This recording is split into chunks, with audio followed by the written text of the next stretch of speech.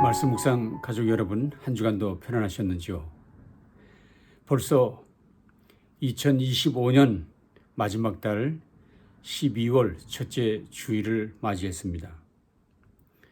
지난 한 해 동안도 베풀어 주신 은혜를 기억하며 감사하고 다시 오실 주님을 사모하는 이번 대림절 기간이 되시기를 바랍니다. 그래서 이번 대림절 기간 동안 다시 오실 주님을 묵상하면서 은혜의 시간 함께 보내실 수 있기를 바랍니다. 오늘 아침 같이 묵상하실 말씀은 시편 137편 1절에서 9절 말씀 제가 봉독하겠습니다. 우리가 바벨론의 여러 강변 거기에 앉아서 시온을 기억하며 울었도다. 그 중에 버드나무에 우리가 우리의 수금을 걸었나니 이는 우리를 사로잡은 자가 거기서 우리에게 노래를 청하며 우리를 황폐하게 한 자가 기쁨을 청하고 자기들을 위하여 시온의 노래 중 하나를 노래하라 함이로다. 우리가 이방 땅에서 어찌 여호와의 노래를 부를까? 예루살렘아, 내가 너를 잊을진대 내 오른손이 그의 재주를 잊을지로다. 내가 예루살렘을 기억하지 아니하거나 내가 가장 즐거워하는 것보다 더 즐거워하지 아니할진대 내 혀가 내 입천장에 붙을지로다. 여호와여, 예루살렘이 멸망하던 날을 기억하시고 예돔 자손을 치소서. 그들의 말이 헐어버리라 헐어버리라 그 기초까지 헐어버리라 하였나이다. 멸망할 딸 바벨론아, 내가 우리에게 행한 대로 내게 갚는 자가 복이 있으리로다. 내 어린 것들을 바위에 치는 자는 복이 있으리로다. 아멘.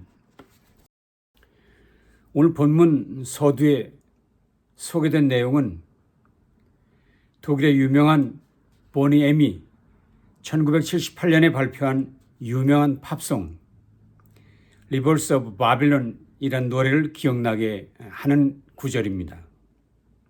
이 노래는 오늘날까지도 많은 사람들에게 사랑을 받고 있습니다. 그런데 이 노래는 바로 시편 오늘 말씀 137편을 근거로 해서 그곳에서 영감을 받아 만들어졌다 전해지고 있습니다.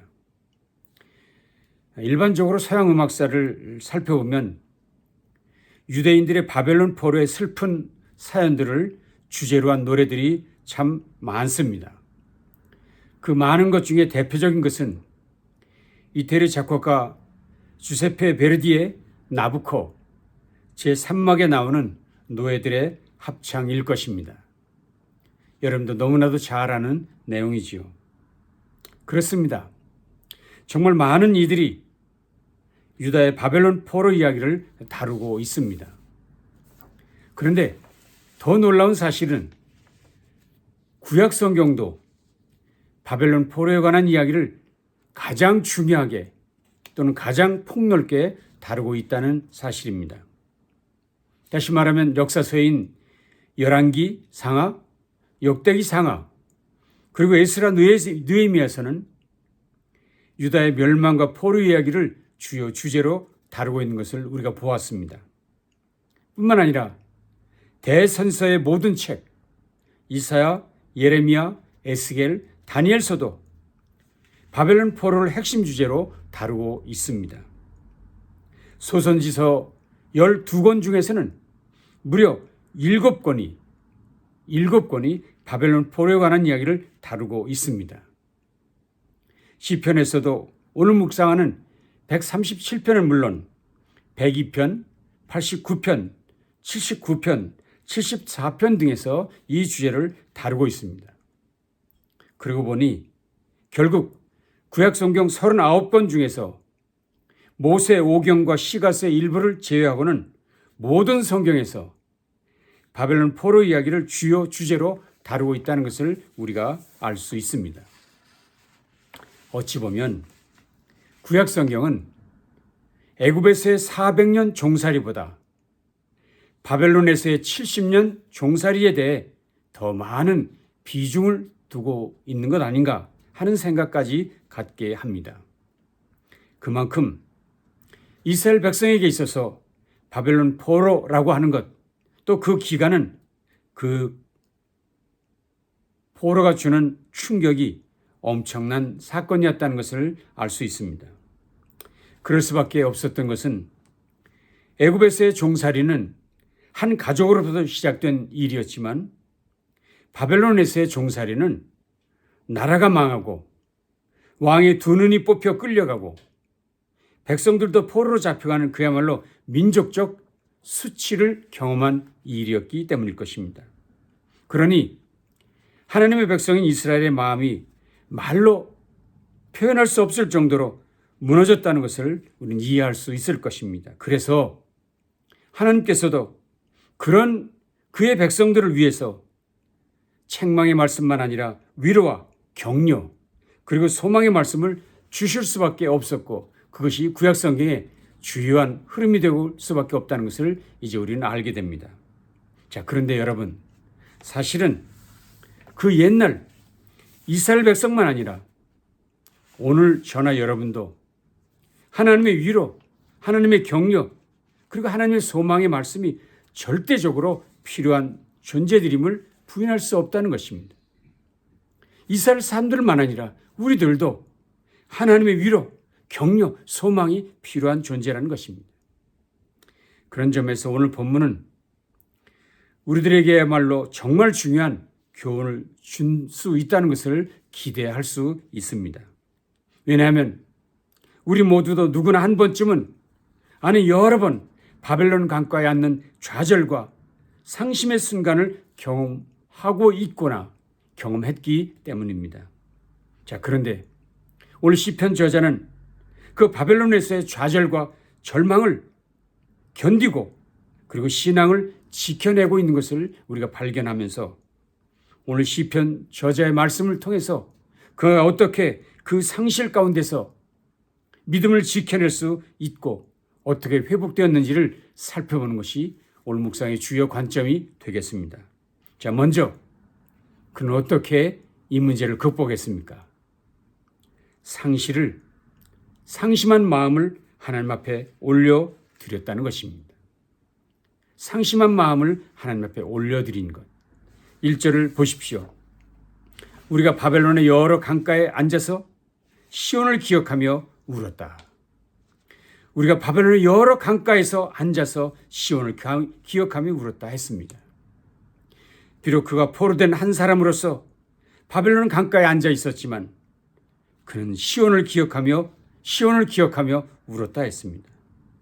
시온은 하나님의 성전에 있는 예루살렘, 하나님의 임재가 있는 곳을 말하는 것이지요.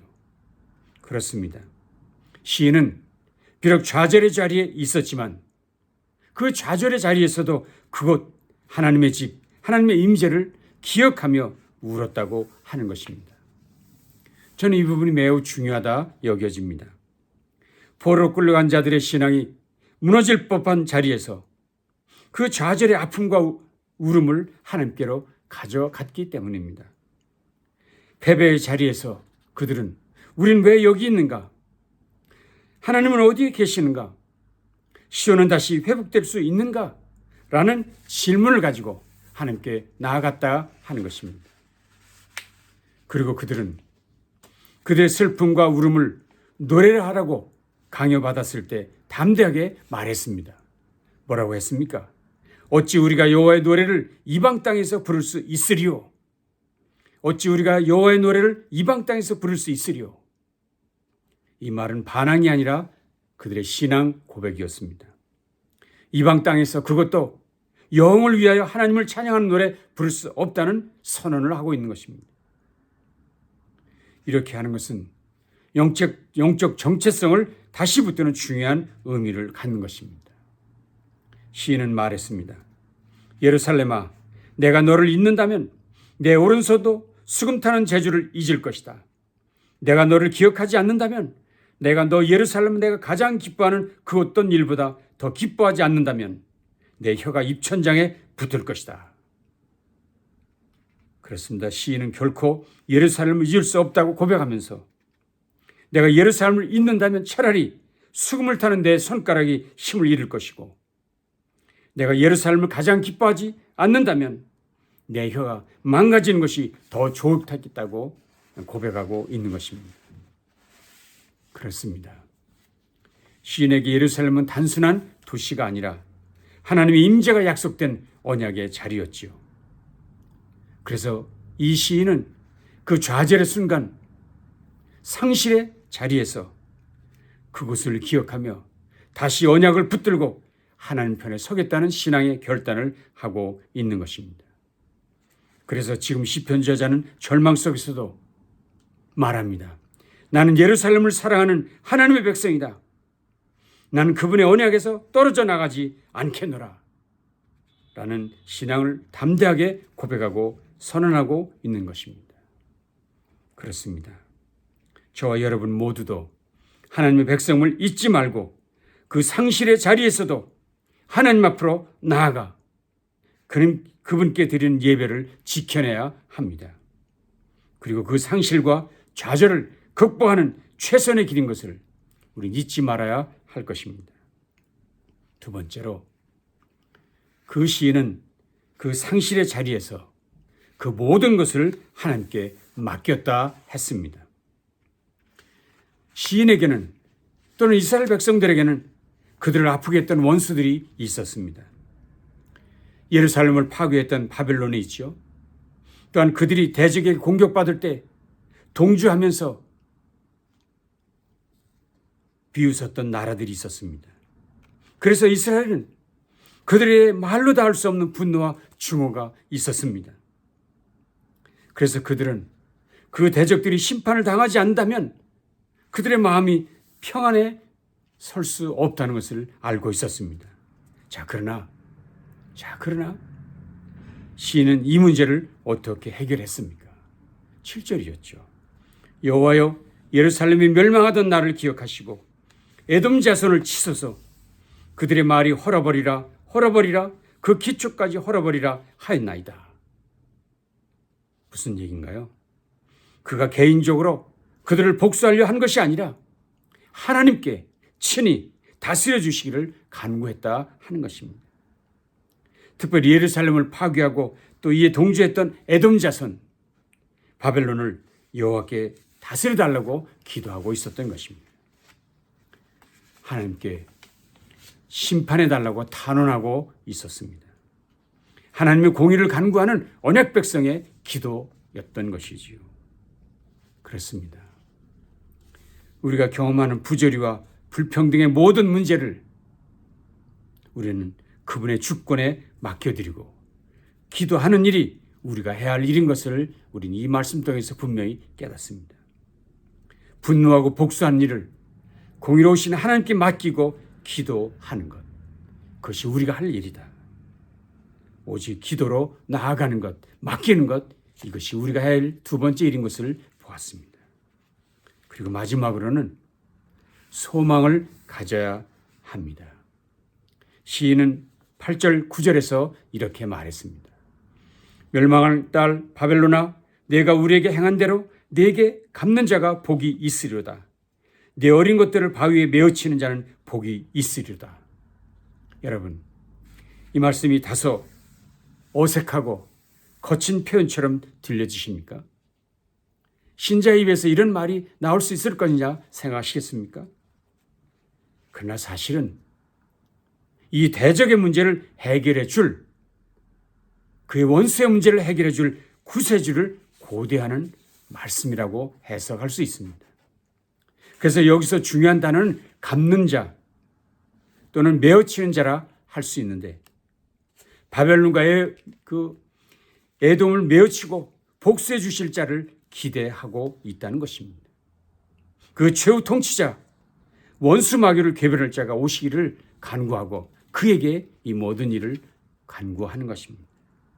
그럼 여러분, 여기 시인이 말했던 원수를 메어칠 자, 그가 누구입니까? 바로 창세기 3장에서 소개된 뱀의 머리를 상하게 할 자, 뱀의 머리를 상하게 할 자, 곧 여인의 후손 메시아를 말하는 것이죠. 그분이 바로 요한계시록 12장에서 말하고 있는 철장 권세를 가진 남자, 곧 예수 그리스도를 의미하는 것이지요. 그러니 여기 시인은 절망과 좌절의 벼랑 끝에서 결국은 구원자 메시아의 오심을 간절히 소망하고 있다는 것이지요. 그분이 오셔야만 모든 악한 권세들이 멸하게 될 것을 기대하며 고백하고 있다는 것입니다. 그렇습니다. 저나 여러분이 가져야 될 최종적 소망은, 궁극적 소망은 그분의 오심, 그분의 다시 오심 뿐입니다. 그분이 오셔야만 모든 우리의 좌절과 절망, 그리고 우리의 눈물과 한숨은 끝날 수 있기 때문입니다. 그분이 오셔야 합니다. 그분이 오실 때 하늘엔 영광이고 이 땅엔 평화가 임할 것을 믿습니다. 그분이 이미 오셨습니다.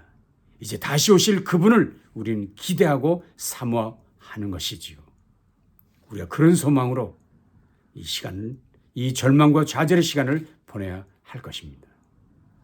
오늘 말씀을 정리하면 우리는 바벨론 포로의 삶과 같은 좌절의 때를 어떻게 살아야 할 것인가? 첫째는 숨기지 말고 하나님께 가져가라 하는 것입니다.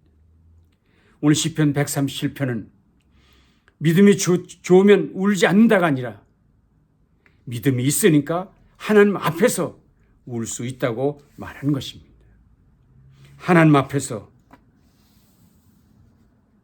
드리는 고백, 하나님 앞에서의 울음은 실패가 아니라 우리의 신앙의 표현이기 때문입니다. 이 모든 문제를 가지고 그분께 나아가야 합니다. 두 번째는 예배를 놓치지 말아야 합니다. 노래가 없어도 예배를 떠나지 말아야 합니다. 울음의 자리에서도 기도의 자리, 예배의 자리로 들어가야 하는 것 잊지 말아야 합니다. 세 번째는 하나님께 맡겨야 합니다. 우리가 경험한 모든 억울한 일들, 아픔과 상처들, 우리가 해결해야 될 것이 아니라, 우리 손으로 해결될 것이 아니라 오직 공의의 하나님, 인생의 모든 문제를 모른 채 하지 아니하시는, 결코 악을 간과하지 아니하시는 전능하신 하나님께 맡겨드리는 것, 우리가 해야 될 일입니다. 마지막 네 번째는 메시아의 오심을 소망해야 합니다. 신구약 전체는 결국 시온의 회복, 메시아의 오심으로 온전한 회복이 완성될 것을 말씀하고 있습니다.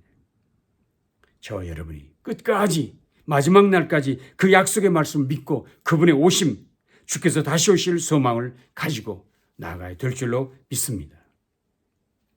이 성탄의 계절, 대림절을 지내면서 예수 그리스도의 오심을 기념하면서 이제는 다시 오실 그 메시아 예수 그리스도, 그 영광의 날을 기대하고 사모하십시다.